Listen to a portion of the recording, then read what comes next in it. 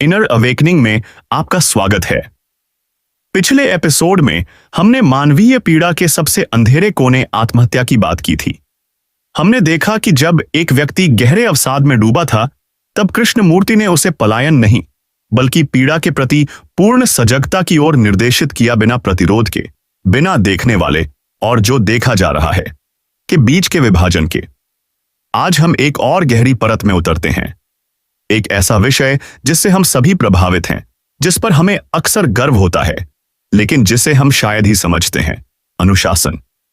एक व्यक्ति कृष्णमूर्ति से पूछता है, मैंने अपनी पूरी जिंदगी किसी न किसी अनुशासन के तहत बिताई है, धार्मिक, राजनीतिक, व्यक्तिगत। इसके बिना मुझे लगता है मैं खो जाऊंगा, लेकिन भीतर ही भीतर मैं संघर्ष में हूं। क्या अनुशासन वाकई जरूरी है? कृष्णमूर्ति सवाल करते हैं, अनुशासन क्या है? अधिकतर लोग इसे नियंत्रण समझते हैं, किसी आदर्श के अनुरूप खुद को ढालना, किसी मानक पर चलना, या किसी अभ्यास को बार बार दोहराना जब तक वह आदत न बन जाए। लेकिन कृष्णमूर्ति कहते हैं, अनुशासन वास्तव में अनुकरण है, नकल। जब हम खुद को अनुशासित करते हैं, तो हम किसी विचार या आदर्श की केवल नकल कर रहे होते हैं, चाहे वह हमें विरासत में मिला हो या हमने खुद गढ़ा हो। जब आप अनुशासन थोपते हैं, तो वास्तव में क्या हो रहा है? मन का एक हिस्सा, जिसे हम उच्च आत्म कहते हैं, दूसरे हिस्से निम्न आत्म को नियंत्रित करने की कोशिश करता है। यह विभाजन झूठा है। यह एक ही मन का टुकड़ा टुकड़ा रूप है, जो संघर्ष, अपराधबोध और दबाव पैदा करता है। तो क्या बिना अनुशासन के जिया जा सकता है और फिर भी अराजकता न हो?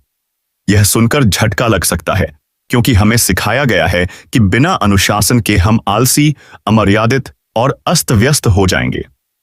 लेकिन कृष्णमूर्ति कहते हैं, ध्यान से देखो, कुंजी है सजगता। जब आप पूरी तरह जागरूक होते हैं, न कि नियंत्रित, न ही बिखरे हुए, बल्कि पूर्ण रूप से उपस्थित, तो वही सजगता अपना स्वाभाविक क्रम लाती है। और ऐसा क्रम थोपा हुआ नहीं होता, वह स्वतंत्र होता है। अनुशासन डर और पुरस्कार से उपजता है, लेकिन सजगता स्पष्टता से आती है।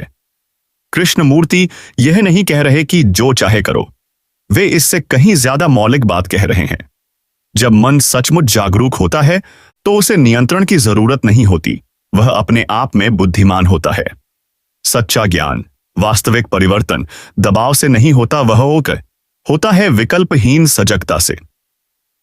तो खुद से पूछिए, क्या आप उधार लिए हुए नियमों के नीचे जी रहे हैं, या आप हर क्षण में सजग हैं, संवेदनशीलता और बुद्धिमत्ता के साथ प्रतिक्रिया कर रहे हैं?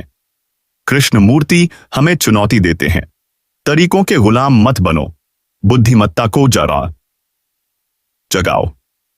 अगले एपिसोड में हम एक गहरे और मूलभूत प्रश्न की ओर बढ़ेंगे, एक ऐसा विषय जो सुनने में सूक्ष्म लगता है, लेकिन जीवन के हर पहलू को छूता है, जो है वही, यानी वास्तविकता को वैसे ही देखना जैसी वह है, बिना विकृति, बिना अतीत के प्रभाव, बिना निर्णय के।